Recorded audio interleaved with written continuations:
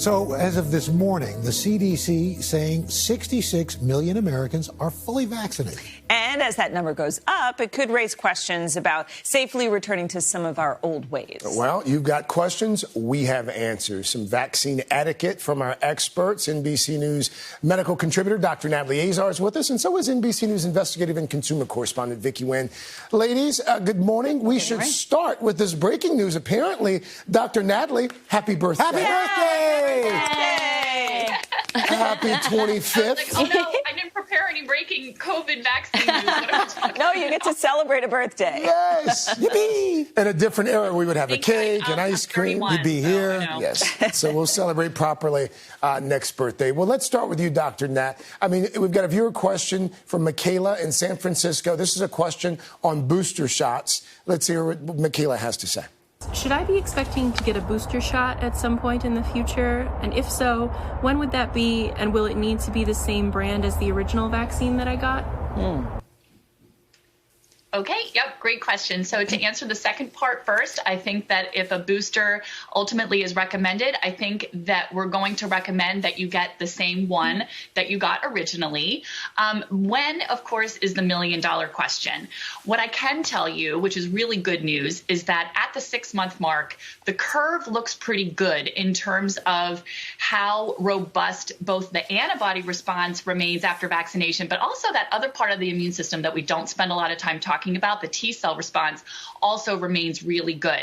I think 6 months from now, we're going to get a better idea of exactly if and when we do need to get a booster. And remember, it might not just be a booster of the original. We may have a booster shot that actually contains more than one variant. Think about the analogy to the flu shot every year, covers about 3 to 4 strains. So a lot of unanswered questions, and I know that's not so satisfying for folks, but the answer is yes, I think we will. We just don't know exactly when yet.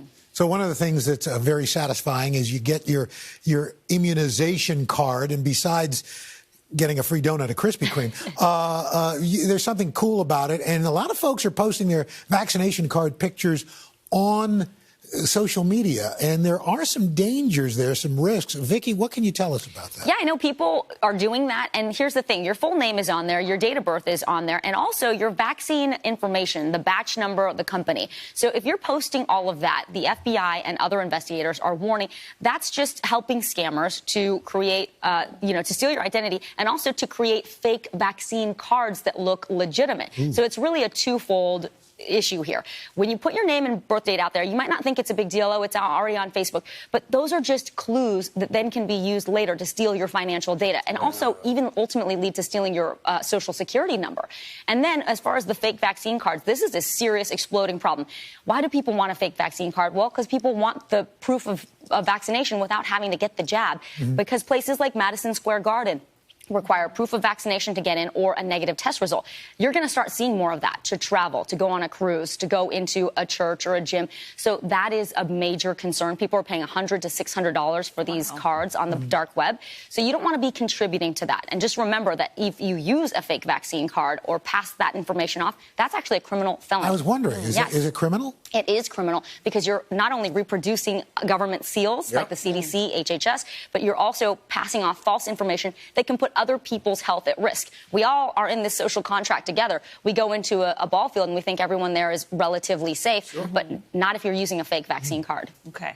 Let's turn to some social etiquette questions. We have a viewer from, her name's Catherine on Instagram. She writes, would love to know how to ask people if they've been vaccinated. So many in my neck of the woods are anti-maskers. Dr. Natalie, this can be a very personal and private question. So how can people approach asking their friends or family if they've been vaccinated when they're just trying to meet up safely? I know. So, Dylan, I'm going to keep the answer to this a little bit broad and say that in general, I would like people to think about really being very transparent and honest when it comes to their own health status as it relates to potential symptoms, possible exposure to COVID-19, if you're in a quarantine, and in some cases, about your vaccination status amongst colleagues and friends and family. I'm sure all of you guys, especially people with young kids, myself included, have had situations where, someone on your daughter's sports team might have had a sibling who was exposed, or someone's being invited to a birthday party but might have had exposure. And as the host of that party, do you feel compelled to let other parents know? And I think the answer in these instances is yes. We all need to do our part, again, to be as open and honest with the folks around us, because none of us wants to be responsible inadvertently, and put someone else in harm's way or at risk. So true. So more information, the better, I think, is what we all need right now. Exactly. Vicki, Dr. Natalie, thank you both so much. Have a wonderful birthday. Thanks, guys. Happy birthday.